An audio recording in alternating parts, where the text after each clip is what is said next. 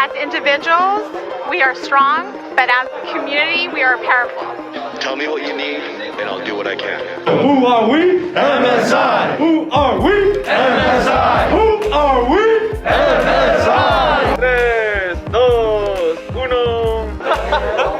Hola familia, this is Alan Ruelas, your host with the most. Enough of me, you already get the gist. This is Get Going with MSI. We have a very special guest today that made time for us, and I just am very grateful, by the name of... Alex Ortega. Yes.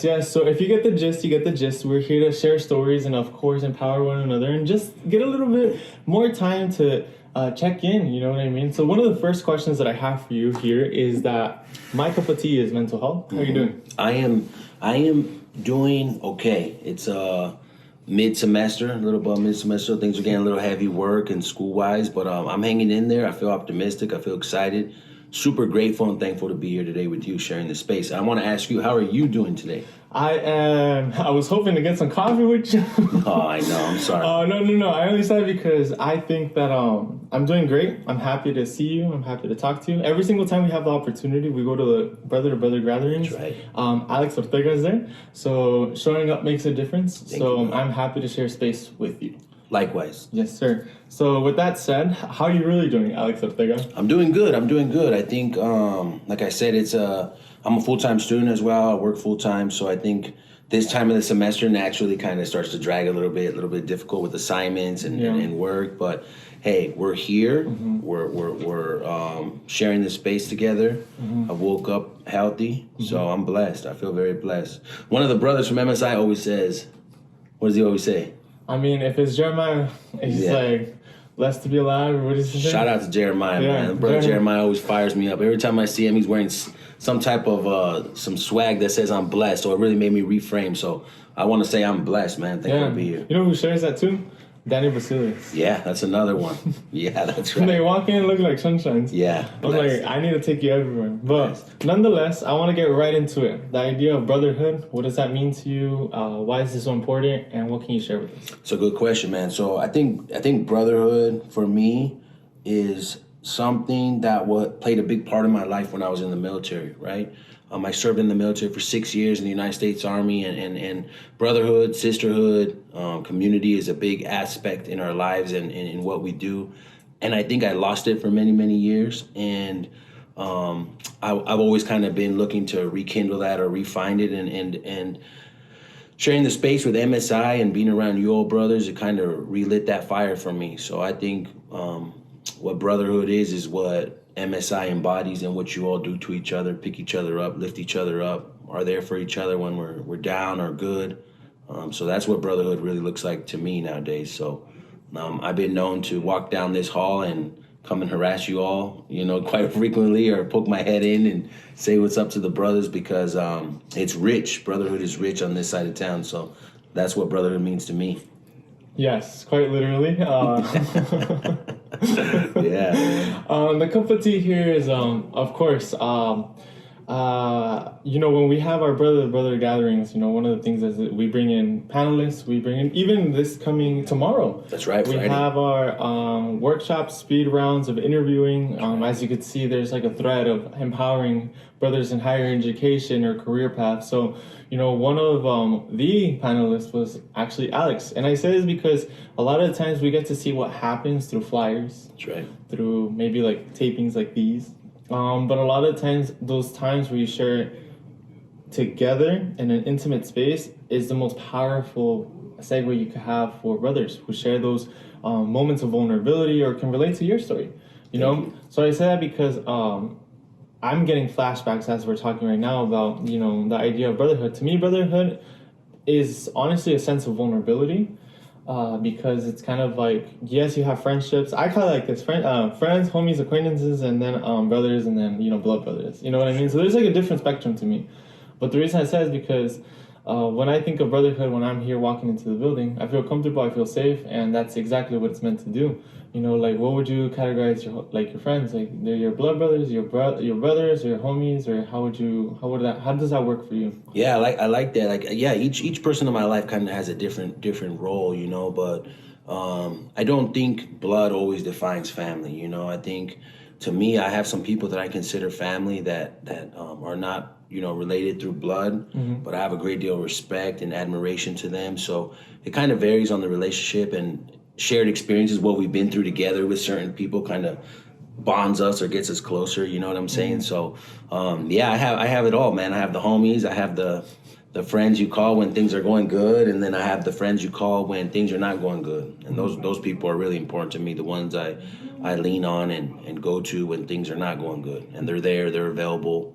They empathize with me. They validate me, and they allow me to be me, man. Those people are very special to me in life. Yeah, even in like with Mecha, I mean, I've used this word before, but now it's like el carnalismo. You know what I mean? So that's pretty cool to be able to share. Now, you're talking about, what these people bring to you. Each person has its own like emphasis. What does then Alex Ortega coming into school, having a stressful day, how do you find hope?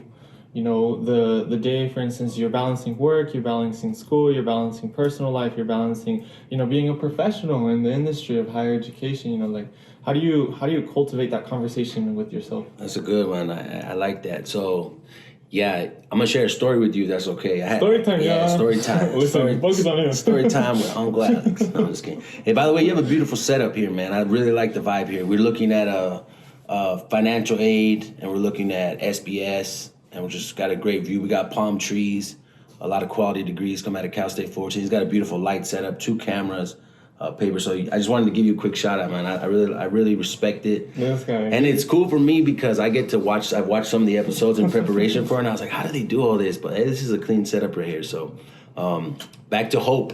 I had a pastor when I was a young man, and then we went to service, and then he said that you can be kind of, 1 or 2 people in some of the communities we come from, and you could be a dope dealer, someone that deals dope, and that's just not drugs, but negativity, just negative and hate and pain, or you can be a hope dealer, someone that deals hope and positivity and optimism. Wow. And that's gonna be the title, by the way. Yeah, I like that. Alex Ortega, the hope dealer. Hey, I would love that. That'd be a big honor, man. Put that in the back of the jersey. That'd be a big honor. I like that. Yeah, hope dealer, man. And so in all seriousness, I hope.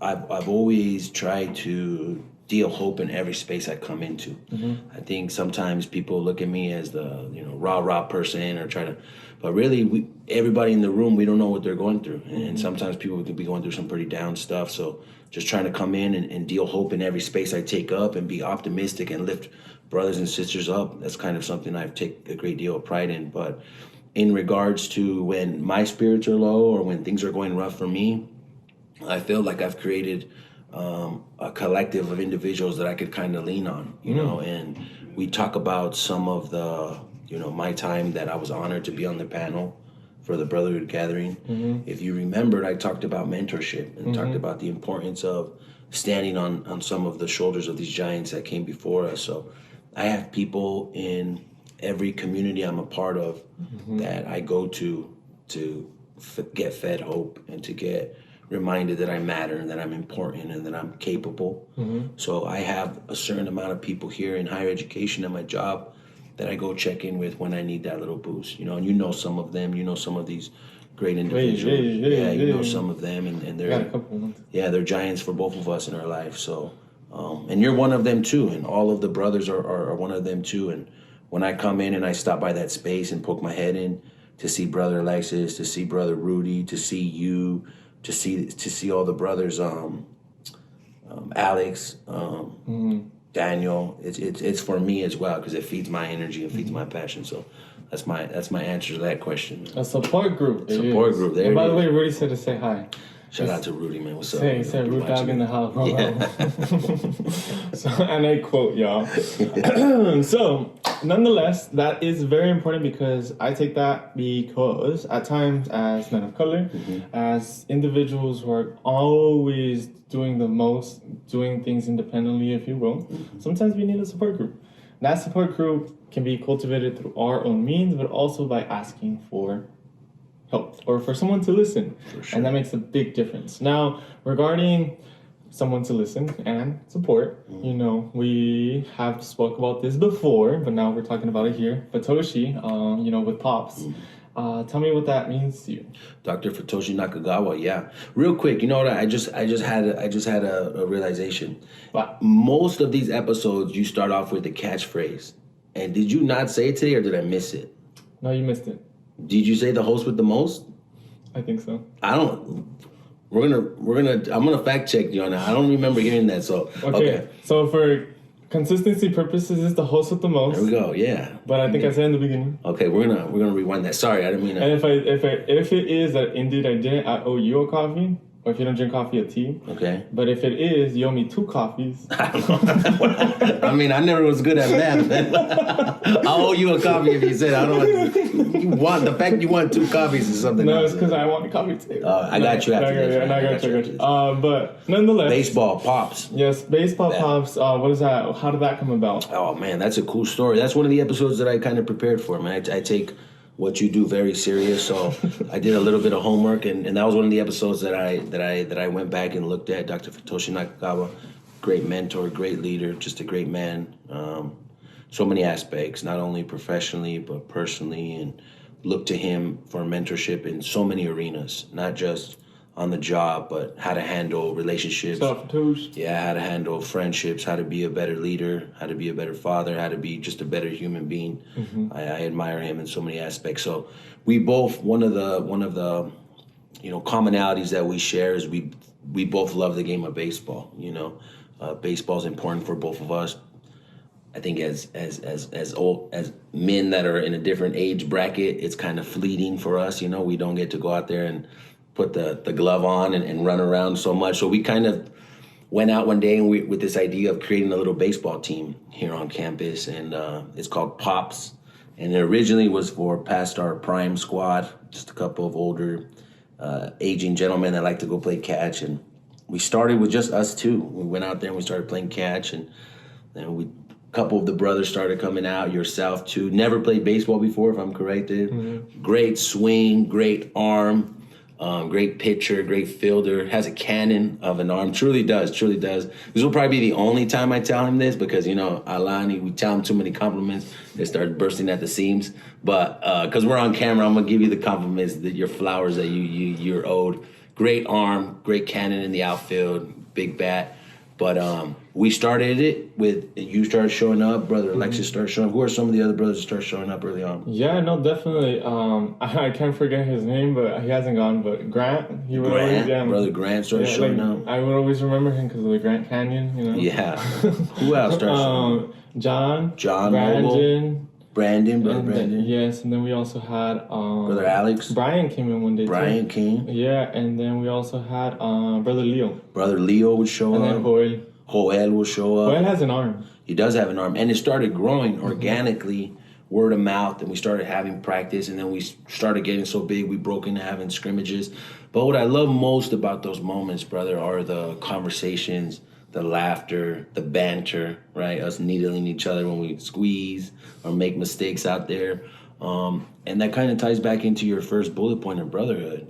For me, one of the things that I really love, Brother Alan, is finding pockets of community or cultivating pockets of community in every arena I go to. So here on campus, that's another pocket of community for me that I get to go every Monday, put on some cleats and some, my knees will be sore the next day and my arm will be sore, but we get to go out there and laugh, build community, break some bread. Sometimes we go eat dinner afterwards and laugh. So that's been a very enjoyable experience. Brother Steve, brother Saucy, I forgot. Yeah, brother Big A, Cameron been out there a couple times. Yeah, so we go out there and we play ball. What are your thoughts on baseball? How are you feeling with the Pops, and what has that done for you? Has it been enjoyable? It reminds me of Sandlot. It's like the Sandlot. Big A. Like the Sandlot, yeah. And then I'm over here running around. I feel like not to blend 2 worlds, but I feel like it's the Sandlot with a little bit of like Nacho Libre. Yeah.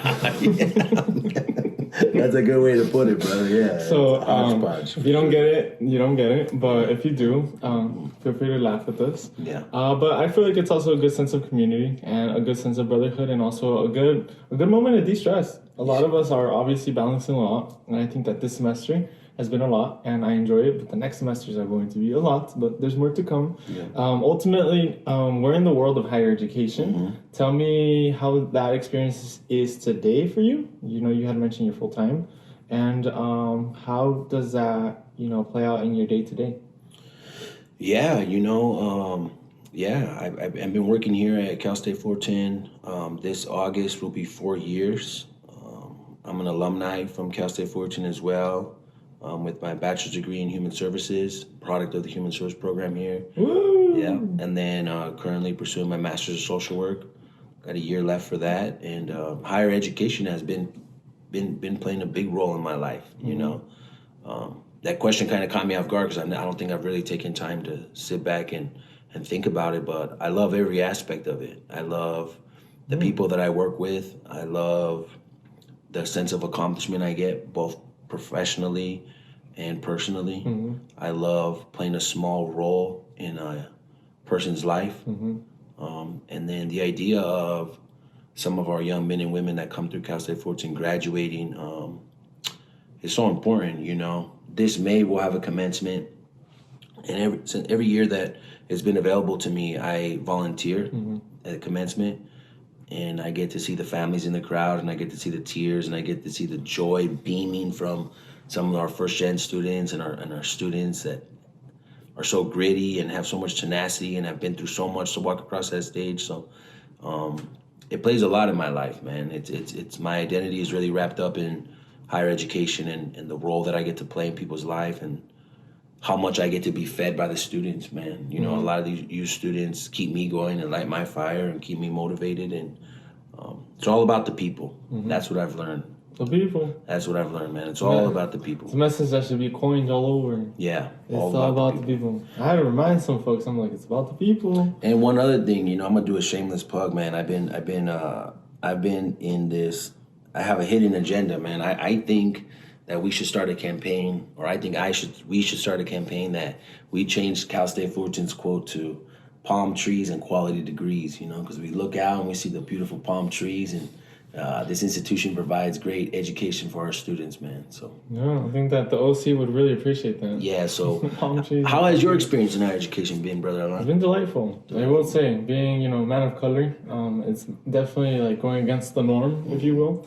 I think it's very fun. I think that it's very self-fulfilling. Yeah. In the sense that, when you go back home, you're like, hey, I'm learning new things. Yeah. And I'm learning more about myself, and I'm able to then help myself and my family and my community, and then come back and then continue that momentum, I mean, I don't mean to get historical or anything, but, diving down a couple of years, decades, that in and of itself, knowledge is power, and it still is. So I think that when we look at it today, our ancestors or our folks from the past, to say at least,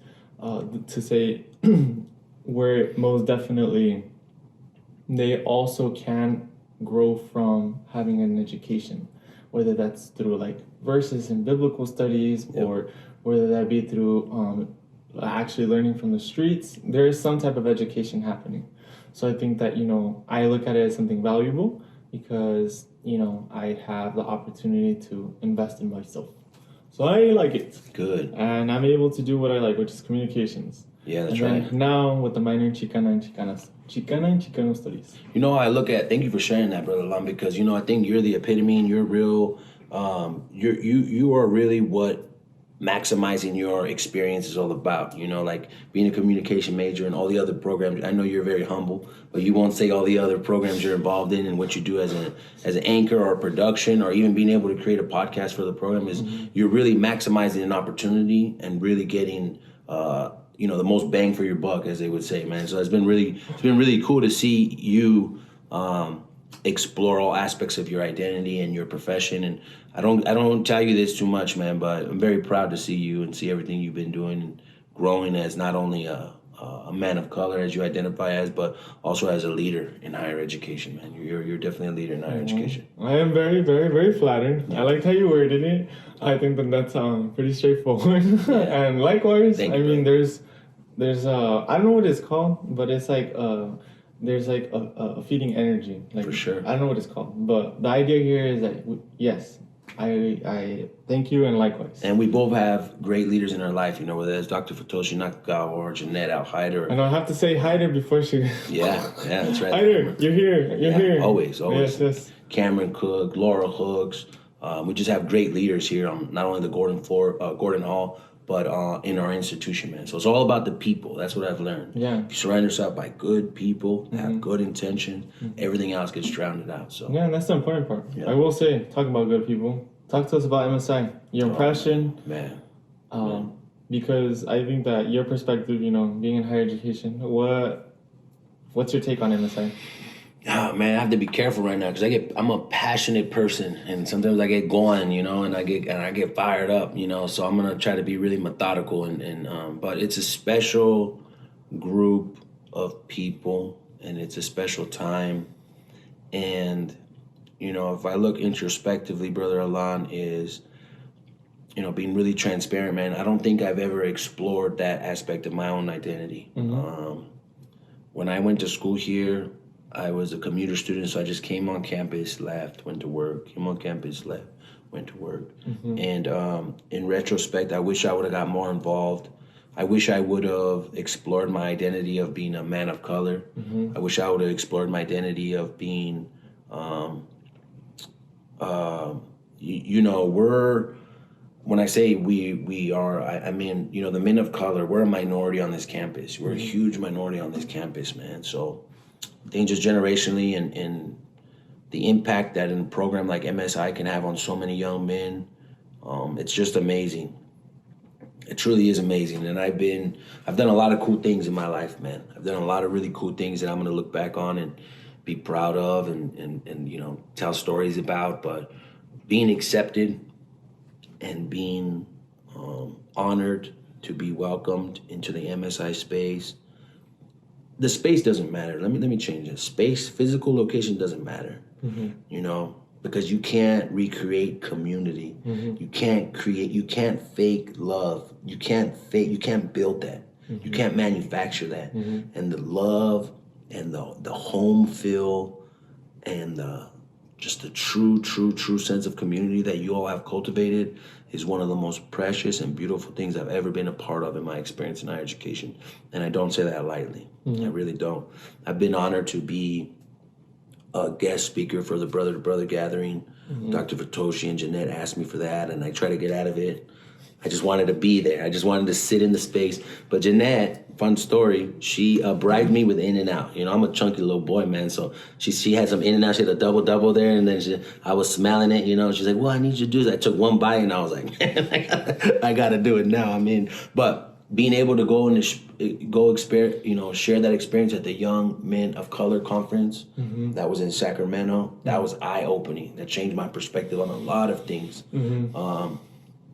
And then being able to, you know, share moments of the Pops baseball together and to share moments of seeing a brother.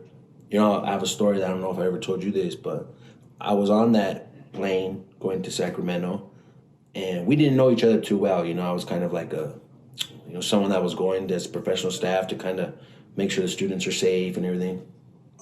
And then do you remember when you came to me and you said, hey, Brother Alex, is it okay if you switch seats with this brother because he's never been on an airplane before and he wants to look out the window? Do you remember that? Sort of. Yeah. So, you know, and that always stood out to me because that was the first time that brother had ever been on an airplane and all he wanted to do was stare at the window. And for me, being really transparent right now, the flights and going through airports and going through security, that's a hassle. I took that as a chore. Oh, man, this sucks.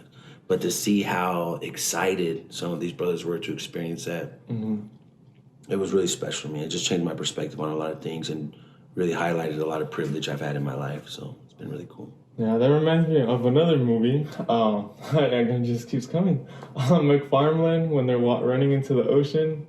Like, it's their first time when they're getting in the water. Those are precious moments. Yeah, and that's kind of like the idea of community and everything. And good. I forgot a little bit about it, but I was able to capture it on camera, thank goodness. I definitely see that. And that was a precious moment for me. Yeah. Because it made me realize a lot of the privilege I've had in my life. You know, this young man, all he wanted to do was stare at the window, you know? And it's like, that's precious. Yeah. You know, we may laugh, or some people may, that's a really precious, special, intimate, beautiful moment, you know? So I've had a few of these moments sharing the space with you all, brothers, and it just made me realize how precious experiences are. And you know, what's interesting, Brother Alan, is when I was a student here, the MSI space now used to be our veteran center. And that used to be, so it's a sentimental place for me.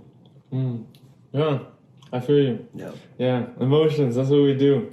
Now my question to you, Brother Alex, you know, given that, you know, we did go over a variety of conversations, is there anything that you would like to share with us that I missed, or anything that you want to like catch us up with, any updates? I don't know, something you want to just put it right here and then we continue from there? Updates. Man, I have a lot of updates. Tell me some memories that you've had while you, how long you been coming here to Cal State Fullerton now? 2 years. 2 years. But then one was with COVID. Oh, that didn't count. Yeah, that's how I tell people, I'm like, I'm staying a little longer because besides that, I have my Chicano studies. That's right. And also, COVID took a whole year for me, so no. Hey, you know what question I want to ask you, or I have a couple questions for you, if that's okay. Okay, we're doing this. All right. I got you. I'm ready. Yeah, thank you. I'm on the hot seat. Yeah, on the hot seat. Oh, here we go. Put the flames on the bottom. How the turns have tide, or what is it? The tides have turned. Hey, okay, riddle me this, man. What causes you, like, how do you have the work ethic that you have, man? Because I got you. You're one of those people that I see, I come in early in the morning and you're here, then I'm leaving, you're still here, and you're always running around doing things. Yeah. Is it the excessive amounts of coffee and caffeine, or what causes your drive, or your ganas, or your ambition, or your hunger? Is it, what is that? What lights that fire? What keeps it lit? And we'll catch that on the next podcast. No, I'm just kidding. Awesome. For sure, I have an answer. My mom and my dad. Those are the pillars, as in who I am. And when you see them, you'll get the gist. How my dad looks, how my mom looks, but how they are.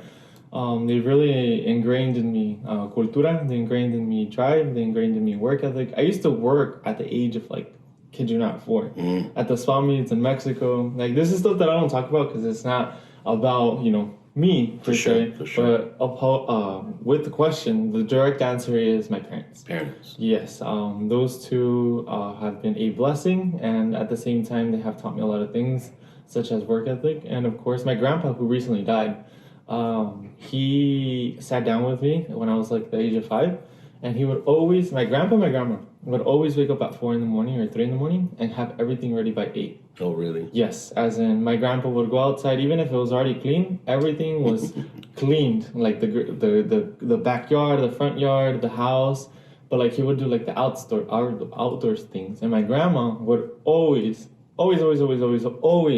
have breakfast ready in the morning, because she said the first thing that you should do in the morning is have a good meal. Oh, I love that. Yes, so it wasn't like, but I really liked it. But the reason I said is because, yeah, the work ethic is something that, it took a balance though.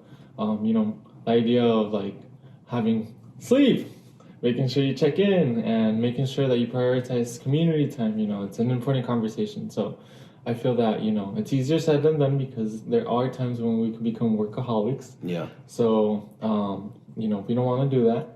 And at the same time, I just think that, you know, I'm grateful that people see it.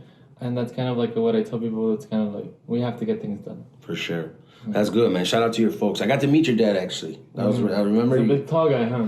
Big tall guy. I see where you get your height from. Yeah, big tall. Okay, so thank you for that. Hey, I love to see how family plays such a big impact in our personal lives.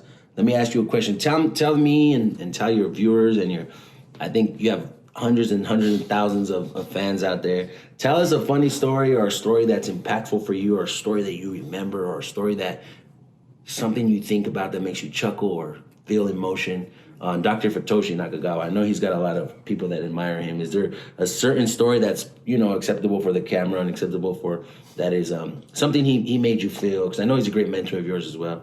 Did he ever make you feel special or heard or seen? Or is there something that he's done with your experience here that stands out? I'm pretty sure there's plenty of ones that I laughed, but I'll share one that's more like caring, you know, one that will put him on the limelight, if you will. No, I mean just... No, in the limelight as in like, this is the type of person that he is. Yeah. It was late. It was like, give or take, finishing the day. You know, a lot of people get their stuff and they leave. But Fatoshi was finishing something up, and then I was having a tough day. And it was like preparing and everything, and then he took time to talk to me.